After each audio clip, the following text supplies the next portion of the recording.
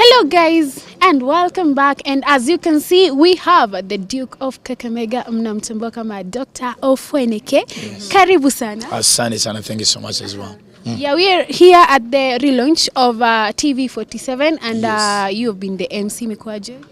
Well, I was the MC. Unajua kuna siku mwenye kupika kaulizwa chakula imekuaje.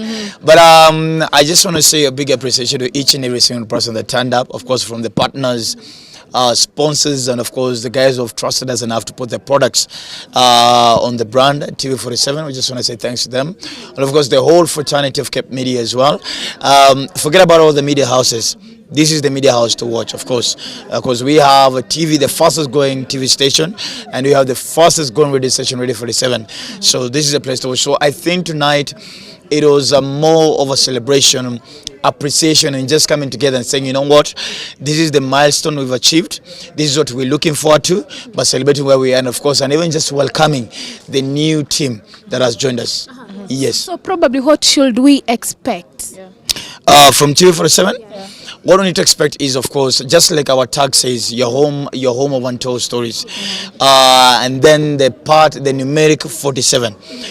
Simply means the fact that we are going transparent, we're going truthful, we're going balanced news. We're not taking any sides in terms of politically in any kind of way. We're giving you real raw news from each and every county in the country, truthfully.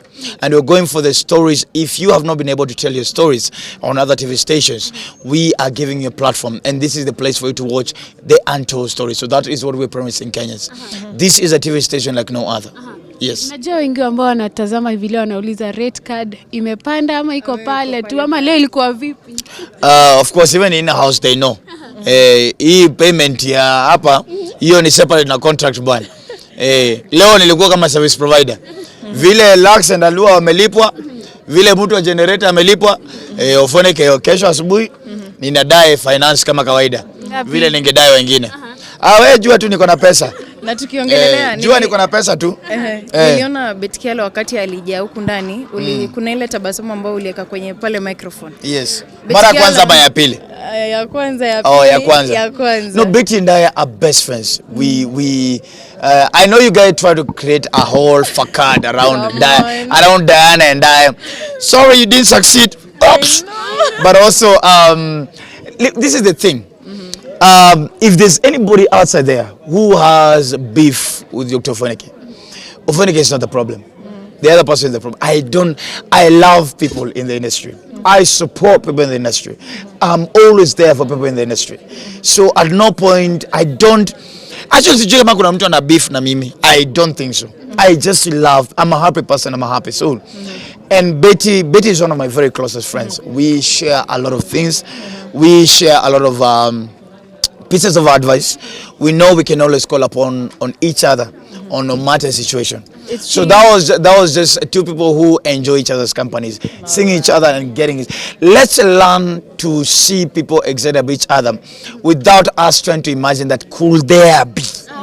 You get? Like Kido SPM Baz. Kido is one of my boys, and we come from a very long time. We go way back. But it doesn't mean that Kido and I are gay. Yeah, sure. You get? That's the thing. Thank you so much. You've talked about Diana Bahati, and of course of late kuna video ambazo zimekuwa zikitembea, zimeibua hisia tofauti kwenye mitandao. Nani ameibua? Watu kwenye mitandao. Nani hao? My fans. First of all, you saw this video of Diana Bahati and KRG the Don. I did not. You did not? Yes. You saw the one that they did yesterday, Diana Bahati and Bahati? No, I did not. You're sure? I did not. No, if I didn't see, I didn't see. Guys, do you know me? I don't know what happens in social media. Let me now tell you the truth.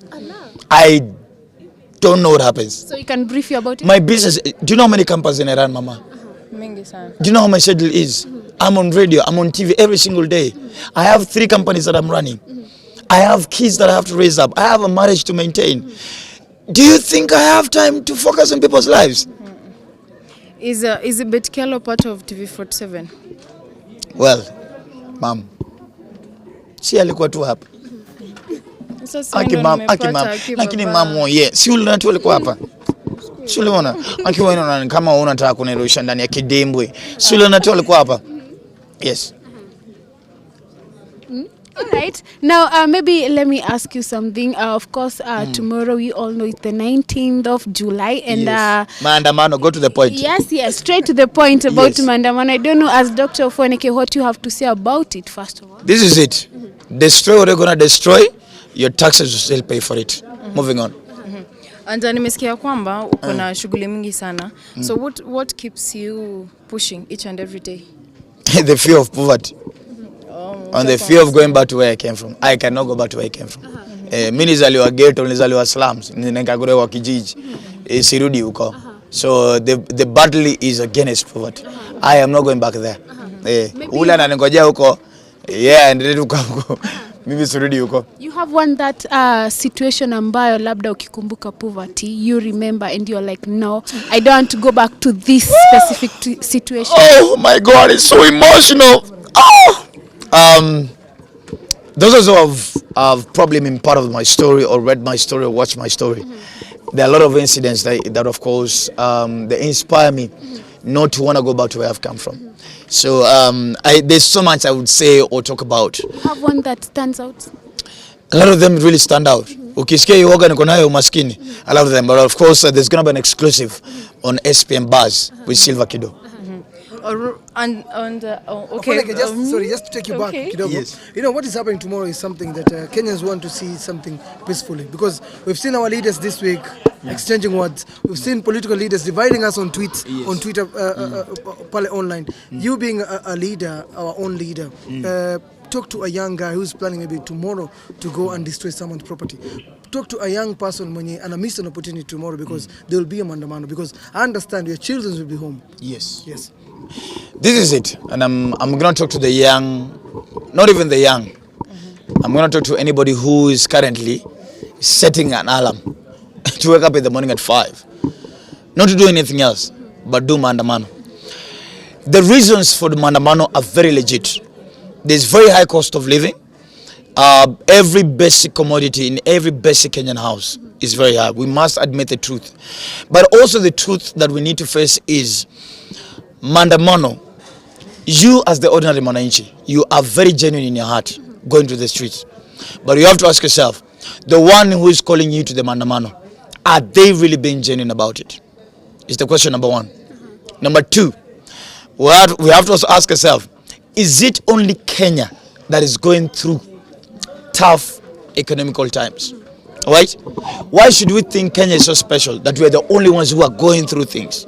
The whole world is going through things, right? That's why it's a United Nations. So every single factor, right from energy, from infrastructure, from governance, from natural resources, all these things are intertwined, connecting the whole world. So if you're going to go to the streets thinking, right? Because unfortunately, if in the next less than 24 hours, the President of the Republic of Kenya, Dr. William Samoei Ruto, and the Right Honorable Prime Minister Raila Odinga sit down today and they wake up in the morning and do a handshake, is it going to immediately change the price of unga? Nope. It will not. It's going to lower down the price of fuel. Because the handshake will not affect the world. It's not because now Ukraine and Russia will not be like, oh my God, so Raila and Ruto have sat down. So let's stop the fight so it does not affect oil anymore. It's not going to affect anything. So let's start being realistic enough. How many Maandamanos have we had? And after every siege of Maandamano, who has always been benefiting? Moving on.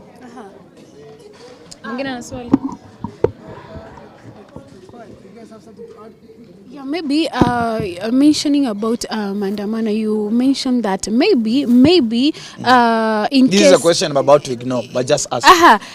In case there is something like the handshake, haitaloa the cost of living, as Dr. Ofweneke, is it something that you would advocate for, a handshake? So why have elections when we're always going to have a handshake after every 5 years? It doesn't make sense. I mean, ask yourself, why have a handshake? Then we just do what? After every 5 years, let's just have a handshake and no election.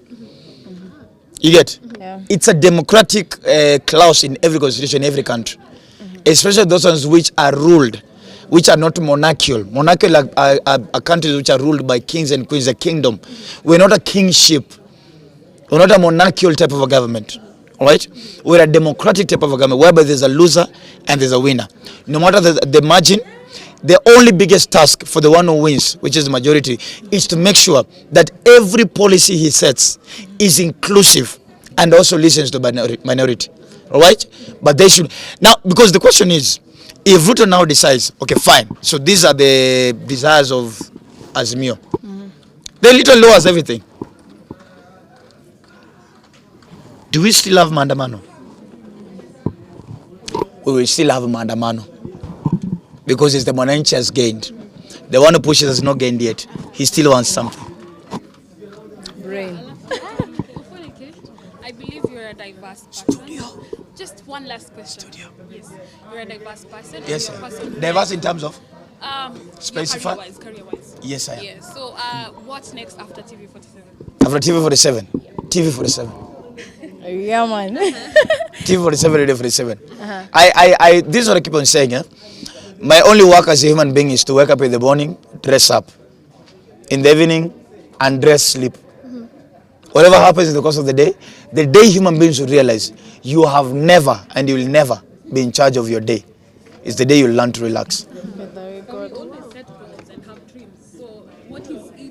You should realize there's no God factor in your statement. Definitely. Okay, you have. Because you're not in. And then you have to put What you do is a skeleton plan, but who puts in the meat? Okay, God. tell us the skeleton plan. That's what we are asking. Nah. Nah. Thank you for your time. It's a pleasure. Thank you so much. And you guys keep on doing the amazing job that you do. You guys are doing amazing. All right? So keep on pushing harder. So, Asante. God our bless. I pray for you guys all the best. Asante sana.